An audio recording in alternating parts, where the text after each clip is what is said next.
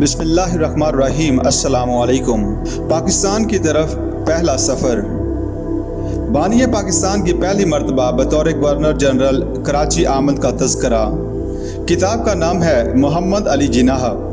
मुसन्नफ़ लिखते हैं, दोपहर का खाना मिस्टर जिन्नाह ने हवाई जहाज़ में खाया और फिर अखबार पढ़ने लगे। उनके दोनों एडीसी उनकी बाज़ाब्ता अखबार बिनने की आदत से वाकिफ़ न थे।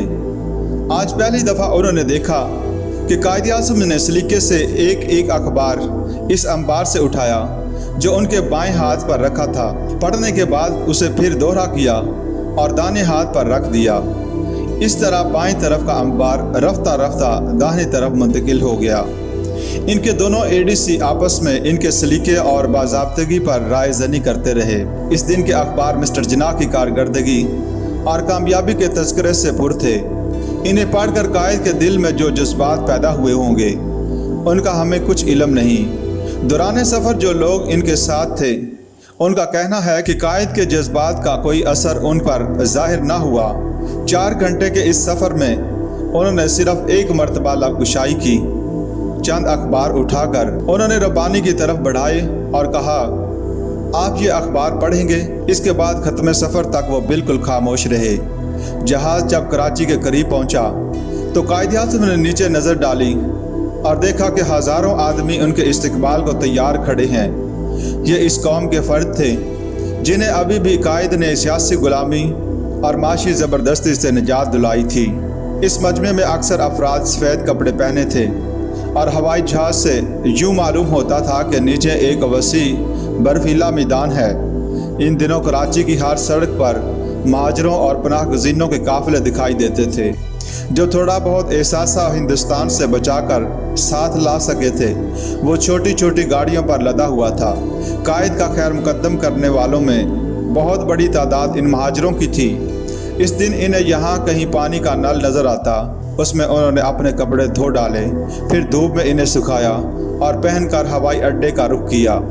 कायद-ए-आज़म के एक एडीसी का कहना है कि जब कायद-ए-आज़म ने नीचे नज़र डाली और मुश्ताकाने दीदार का हजूम देखा तो यकायक उनका चेहरा खुशी से धमक उठा और यूँ मालूम हुआ कि वो दोबारा जवान हो गए हैं।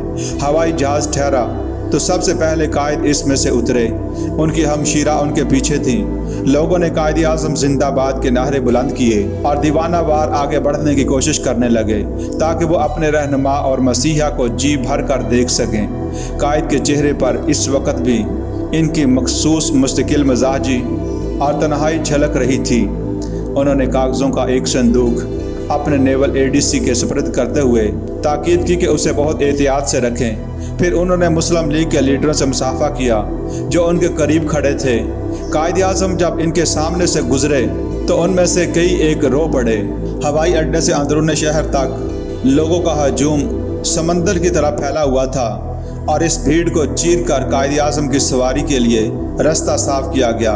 कदम कदम पर लोगों ने पाकिस्तान जिंदाबाद के नारे बुलंद किए।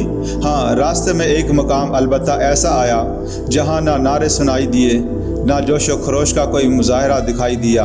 यहाँ भी लोग अपने अपने घरों से बाहर खड़े होकर कायद-ए-आज़म की सवारी देख रहे थे, लेकिन वो खामोश थे और फिक्रमंद मालूम होते थे।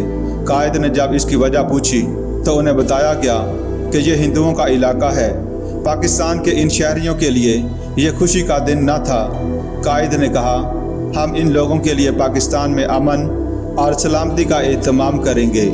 जिस हजूम ने कराची में कायद-ए-आज़म का इस्तकबाल किया, इसमें एक बुज़ुर्ग खातून फातिमा बाई भी थी जो कायद के लड़कपन के ज़माने में इन्हें रात में ज़्यादा देर तक पढ़ने पर डांटा करती थी।